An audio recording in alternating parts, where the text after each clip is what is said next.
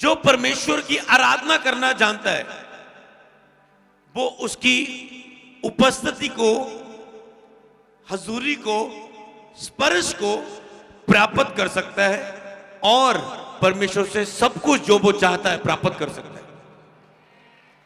क्या बोला मैंने? अगर एक व्यक्ति सच्ची आराधना करना जानता है तो वो परमेश्वर के स्पर्श को, उसकी उपस्थिति को अपने जीवन में, उसके सुनने को, उसकी हजूरी को प्राप्त कर सकता है। जब वो हजूरी को प्राप्त करेगा तो क्या होगा? जो वो चाहता है वो सब कुछ परमेश्वर से प्राप्त कर सकता है। आज का अगला कदम क्या है? आज का अगला लेवल क्या है आपका? परमेश्वर के सच्चे आराधक बनना।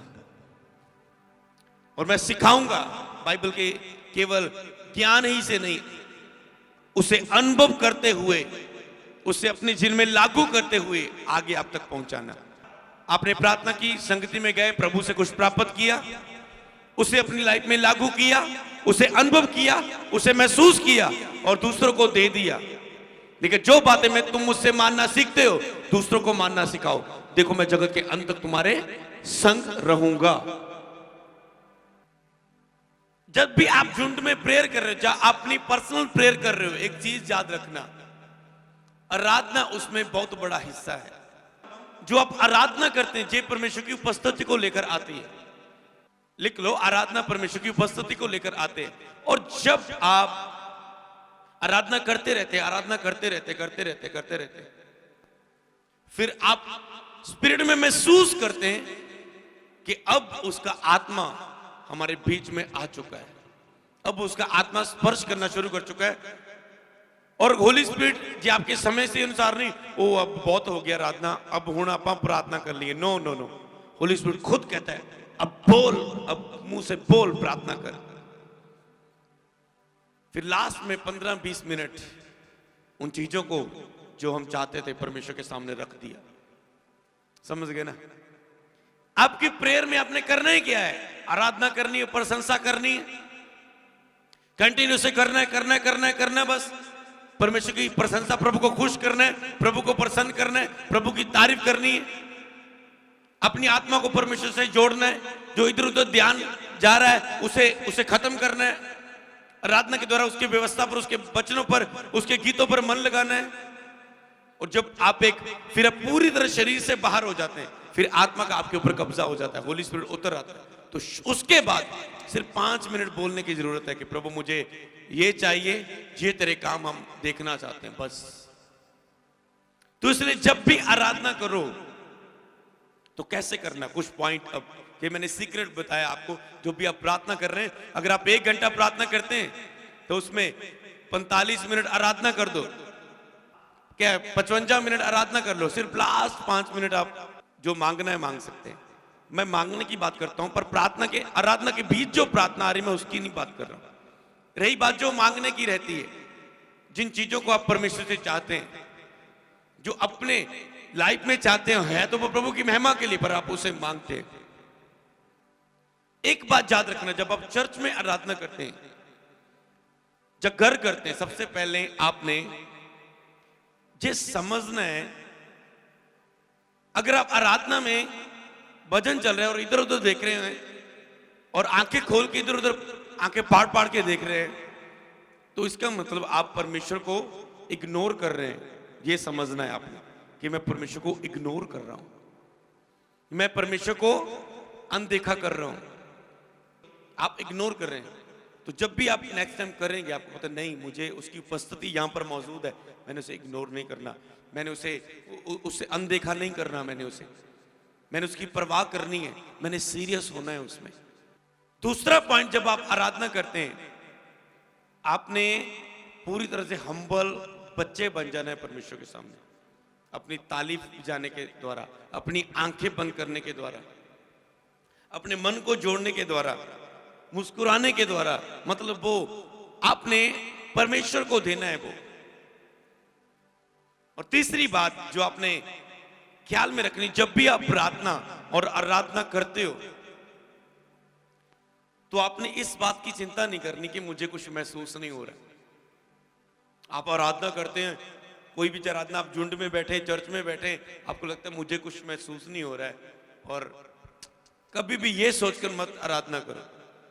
आराधना बस आपने करनी है, आपने बस आधा घंटा कर रहे हैं, 15 मिनट कर रहे हैं, आपने बस करनी है। जब आप करते रहेंगे, परमेश्वर को हजारों शब्द नहीं चाहिए। मान लो आपने 1 घंटा लगातार आराधना की, उसमें एक भी शब्द परमेश्वर को छू गया, और वो आपको छू देगा, फिर आप कह रहे अब मन लग रहा है। तो इसलिए आपने इंतजार करना है उस चीज का, बस मैंने परमेश्वर को महसूस करवाना है, अपना महसूस नहीं लेना। ओ प्रभु मैंने महसूस नहीं होया कुछ प्रार्थना हुंदा, अरे उसको महसूस करवाओ पहले।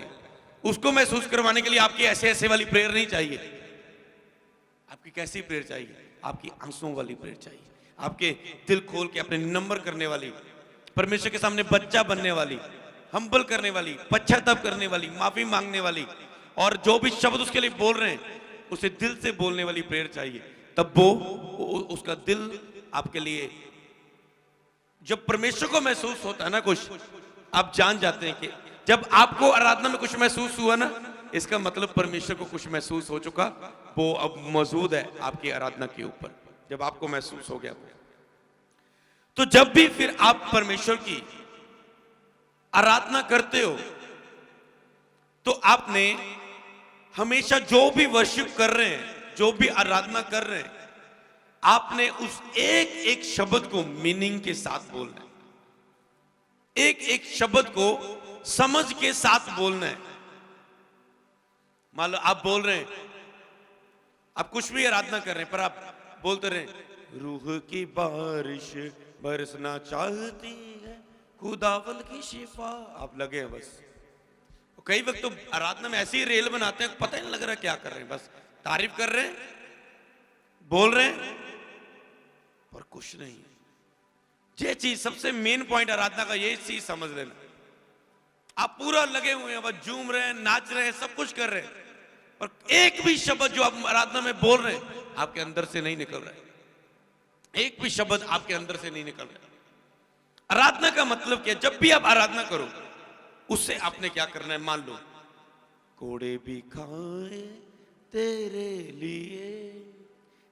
लिए उन्हें खून बहाया, कुचला गया वो तेरे लिए, तेरी शिफा को जे सब सा। क्या आप टोटल उसकी क्रूज के ऊपर आपका फोकस आ चुका है कि उसने कोड़े मेरे लिए खाए, वो कुचला गया? तो मान लो अब कोड़ों की बात आ रही है, और एक व्यक्ति इस समय आराधना कर रहा है। 2 व्यक्तियों की बात जो मैं आपको प्रीच में कभी बताता हूं। 2 व्यक्ति एक आराधना कर रहे हैं, कोड़े भी खाए मेरे लिए, कुचला गया वो मेरे लिए। वो फील करके गा रहा है। क्या कर रहा है? उसने मेरे लिए कोड़े खाए, वो मेरे लिए कुचला गया, मेरी शिफा को उसने जे सब सहा। वो टोटल उससे महसूस कर रहा है। अब दूसरा व्यक्ति क्या कर रहा है? वो बोल तो रहा है कोड़े भी, और के ध्यान किधर है? मुंह से बोल रहा है, गा रहा है, ध्यान है वही पाई की करता है तैता। यार तो बड़ी आ गई तो सहशा में हो जी, और मुंह से गा रहा है कोड़े भी खाए। अरे आप क्या कर रहे? आपने ये समझना है यार, यीशु मेरे सामने, मैं क्या कर रहा हूं? मैं उसके कोड़ों को हल्के में ले रहा हूं, मैं उसकी क्रूज को हल्के में। ये बोलते समझ के करना मत। मैं एक एग्जांपल दे रहा हूं आपको। क्या आपने समझना है यार, वो मौजूद है यहां पर। मैं बोल क्या रहा हूं, पर मेरे हृदय में क्या है? जो भी आप आराधना में बोले वो आपके हृदय में होना चाहिए। जो भी आराधना में शब्द आए तो आपके वो हृदय में होना चाहिए। अब अगर यहोवा जिंदा खुदा वो हमारा बादशाह, ये क्या एक दिलेरी का शब्द है। यहोवा जिंदा खुदा वो हमारा बादशाह, मतलब आपको दिल, आप बीमारी में, दुख में, दुष्टात्मा के सताए गए हैं, दुखी हैं, और आप कह रहे हैं यहोवा जिंदा खुदा वो मेरा बादशाह है। वो शेर बब्बर है, वो शेर बब्बर, यहूदा का शेर बब्बर है। तो आपको क्या करना है, अब बस नॉर्मली गा रहे हैं, अरे इतना बड़ा शब्द उसकी महिमा का, तो आपके अंदर वो दिलेरी आनी चाहिए। जो आप गा रहे हैं उसके अंदर आपको ऐसे फेथ में भरना है, यहां मैं ये बोल रहा हूं और मुझे ये ऐसा करना है। क्यों मैं इस चीज को आपको, जो नए लोग जुड़े हैं, चाहे ऑनलाइन नए जुड़े हैं, कि आपको चीज बताना जरूरी, क्योंकि जो आराधना का टाइम रहता है, चाहे आप ऑनलाइन बैठ के उसे अटेंड कर रहे हैं, आपने फुल कोशिश करनी है कि आप फुल अपना फोकस परमेश्वर पर लगाएं। और प्रार्थना योद्धा टीम में मैं एक चीज ये भी बता रहा था कि जब आप आराधना प्रेयर करते हैं, ज्यादातर तो ये अच्छा है कि आप, अगर हम 1 घंटा प्रेयर करने वाले हैं तो आप 1 घंटा आंखें बंद रखें। तो मैं आपको बताऊं, अगर एक व्यक्ति 1 घंटा प्रेयर कर रहा है, उसने 1 घंटे में पूरा 1 घंटा आंखें को बंद रखा, वो क्या कर रहा है, यीशु को आंखें क्यों बंद रखी है, आंखों को बंद कर लूं यीशु तुझे जाने ना दूं, आंखों को बंद कर लूं, अनसमल कहते हैं यीशु तुझे जाने ना दूं, आंखों को बंद कर लूं यीशु तुझे जाने ना दूं।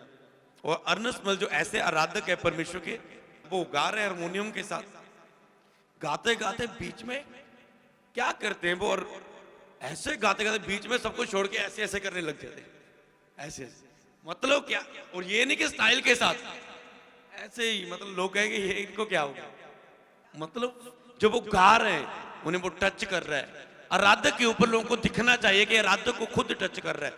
अगर एक गाने वाले आराधक को टच नहीं हो रहा है, कुछ लोगों को कुछ नहीं टच होने वाला, उसे टच होना चाहिए यार, क्या उसे रोना आना चाहिए। मैं जब गिटार पे जाके कभी बार आराधना करता था, मैं रो पड़ता था, मेरी गिटार के ऊपर हंजू ऐसे गिरते थे, स्ट्रिंग्स के ऊपर, सबके ऊपर, चर्च की कलीसिया भी रोने लग जाती थी। तो क्या वो टच करता था वो चीजें, कि प्रभु मैं गा रहा हूं, कैसे कंट्रोल करूं इस चीज को। तो जब आप आराधना कर रहे हैं तो आपने उसे टोटल इस तरीके से आराधना करना है। और अब एक व्यक्ति ने आंखें बंद की है और 1 घंटा उसने लगातार आराधना की, जब प्रशंसा की, प्रार्थना की। प्रार्थना मांगना नहीं है, ये याद रखना है। प्रार्थना लगता है लोगों को, प्रार्थना सुन मेरी प्रार्थना, सुन मेरी प्रार्थना, प्रभु ये दे दे। प्रार्थना मांगना नहीं है, प्रार्थना मतलब देना है उसे। आराधना में उसे देना है, भेंट चढ़ाना है। प्रार्थना में आप प्रार्थना तो करते हैं, मांग तो रहे हैं, वो आप अपने लिए नहीं, आप प्रभु मुझे मेरे पास आइए, अपनी इच्छा को पूरा करिए, मांग तो रहे हैं, पर आप कुछ, पर आप उसको मांग रहे हैं। हालेलुया। उसकी हुजूरी को मतलब मांग रहे हैं, वो मांगने में नहीं आता। वो प्रभु जो उसको मांग रहे हैं, वो प्रभु इस कैटेगरी में नहीं रखता है, वो इसने मांगा, ये मेरे वचनों पे तो चलता नहीं, इसने मांगा। जो हजूरी आप मांगते हैं उसके लिए प्रभु ये नहीं देखता। तो जब एक व्यक्ति ने पूरी आंखें को बंद रखा, क्या ये रेवलेशन के साथ कि पिता मैं आंखों को बंद कर लूं, यीशु तुझे जाने ना दूं। पिता मैं तुझे इस आराधना में जो जो भजन हो रहा है, मेरे कान भी खुले हैं कि भजन में बोला क्या जा रहा है, इसका मीनिंग क्या है। जो भजन गा रहा है आप उसका मीनिंग लगे, हाँ ओ यस प्रभु सच में तो कितना प्यारा है, यस प्यारा है तो सुंदर है यीशु, यस यस धन्यवाद।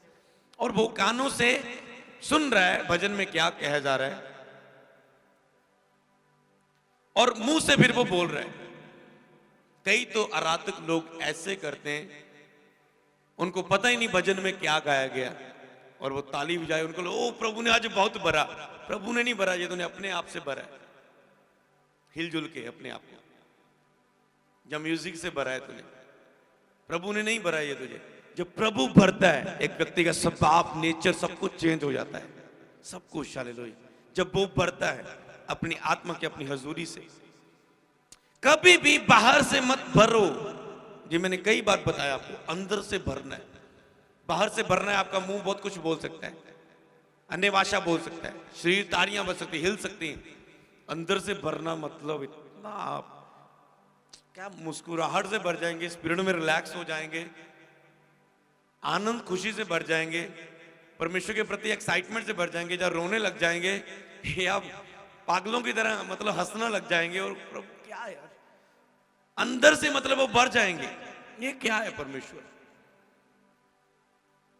बाहरी भरा यहां से आप ऐ करके जाएंगे और घर में फिर जाके वही पाप करेंगे, वही लड़ाई करेंगे, वही गालियां निकालेंगे, वही झूठ बोलेंगे। तो इस चीज को आपने समझना कि जब मैं आराधना कर रहा हूं, मुझे अंदर से भरना है, मुझे अपनी आत्मा को भरना है, मुझे अपनी आत्मा को परमेश्वर से मिलाना है। आंखों को बंद कर लूं, यीशु तुझे जाने ना दूं। और एक व्यक्ति ने वो ऐसे की, और एक व्यक्ति क्या कर रहा है, इसके ऊपर परमेश्वर की उपस्थिति आ गई 80%, ठीक है। इसने 1 घंटे में एक बार भी आंखें नहीं खोली। ये क्या कर रहा है, अरे 5 मिनट 15 मिनट आराधना कर रहा है, फिर आंखें खोल रहा है, 20 मिनट आराधना कर रहा है, फिर आंखें खोल रहा है, फिर 10 मिनट आराधना कर रहा है, फिर आंखें खोल रहा है। इसके ऊपर कितनी हजूरी आई है, 30% फर्क है। आपके ऊपर डिपेंड है प्रभु को कितना चाहते हैं। दूसरी बात, आपके अंदर कुछ क्वेश्चन आएगा, क्या हम खुली आंखों से आराधना नहीं कर सकते? कर सकते हैं, अगर आपने आप प्रभु से इतना आपका संबंध, मतलब आप परमेश्वर के साथ एक आत्मा हुए हैं तो, एक आत्मा हुए हैं तो ठीक है। दूसरी बात, अब ये देखो कि जो आपने आंखें खोली है, आंखें खोल के प्रार्थना करना मना नहीं है, आंखें खोल के आप कर सकते हैं।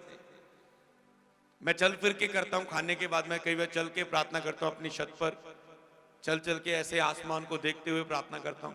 पर मैं जैसे ही समझाना चाहता हूं, जो प्रार्थना में आप आंखें खोलते, वो आपने कैसे खोली? पता क्यों खोली? आपने खोली, प्रार्थना कर रहे थे, मैं किधर नु किते होरे पासे तानी खड़ा हो गया, खड़ा इधर से किते इधर उधर तानी हो गया, चेक कर रहा। ये किसकी आत्मा की आवाज है कि शरीर की? शरीर की। आपने साउंड धड़म करके कुछ हुआ, अरे देखो तो सही क्या हुआ। किसने? परमेश्वर ने नहीं कहा आंखें खोल ले, तूने खोली है। एक व्यक्ति ने जोर से रबा रबा रबा किया पड़ोसी, वो क्या हो गया, देखो तो सही क्या हो गया। तो किसने खोली? आपने। आपके अंदर कुछ आया, आपने आंखें खोली। आपके कुछ मन में विचार आया, आपने आंखें खोली। पर आराधना में यह चीज रख सकते हैं, प्रभु मैंने आंखों से इधर उधर तुझे होने नहीं देना। कई बार परमेश्वर की तो पीछे से आवाज आ रही है, वो बात कर रहा है, हमारा एंटीना हिला होता है हवा के कारण, इधर उधर की बातों के कारण। हमें उसे सेट करना है जो उस आवाज को हम प्राप्त कर सके, उस उपस्थिति को प्राप्त कर सके। तो इसीलिए उसमें अपने आप को दीन करना हो सकता है। उसमें अब ये कह सकते हो, प्रभु घुटने टेक के रखूंगा 20-25 मिनट, घुटनों पर हिलूंगा नहीं। ये आपका एक आराधना में समर्पण आ गया, तो अब हजूरी और आ रही। जिसके ऊपर 80% थी, अब उसने क्या किया, आंखें तो बंद की थी 1 घंटा, अब उसके अंदर वो आराम से बैठा था, अब उसके अंदर आ गया, नहीं यस प्रभु पूरा समर्पित, दुख उठाऊंगा मैं, आत्मा शरीर से बाहर आऊंगा, ऐसा ना हो कि मेरा शरीर सुस्ती में जाए, मैं घुटने टेकता हूं। अब उसके ऊपर 100, 80, 90 आ रहा है, 100 आ रहा है, जो और करेगा। प्रेजेंस बढ़ रही है उसके ऊपर, क्यों? क्योंकि वो ऐसे ही नहीं आराधना करता, कुछ तो कुछ कर ही जा रहा है। अब ये एक व्यक्ति नॉर्मल खड़ा है, मान लो उसके ऊपर 90 आ गया, अब वो क्या हुआ, थोड़ा सा ऐसे झूमने लगा, प्रभु के आनंद में, खुशी में, हर भजन को महसूस करके वैसा करने लगा। 100% उसके ऊपर हजूरी आई, और उसने देख के अब वो अंदर से भर चुका है, अब वो अंदर से भर चुका है परमेश्वर की आत्मा से। मेरे ख्याल से आप समझ चुके हैं कि आराधना में क्या कुछ करना है।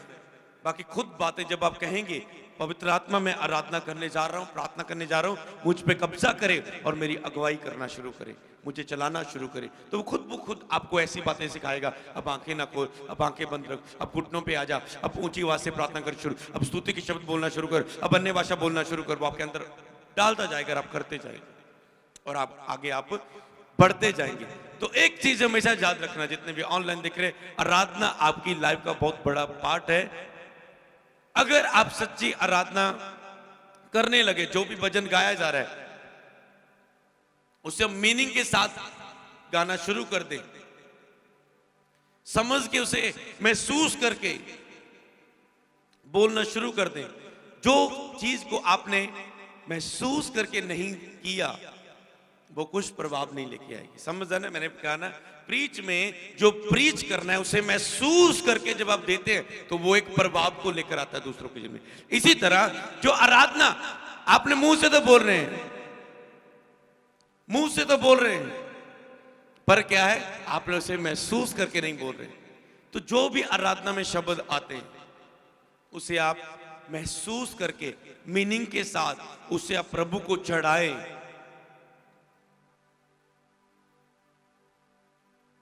मान एक व्यक्ति बोल रहा है, तेरी स्तुति मैं करूं, आराधना करूं दिल से, दिल से।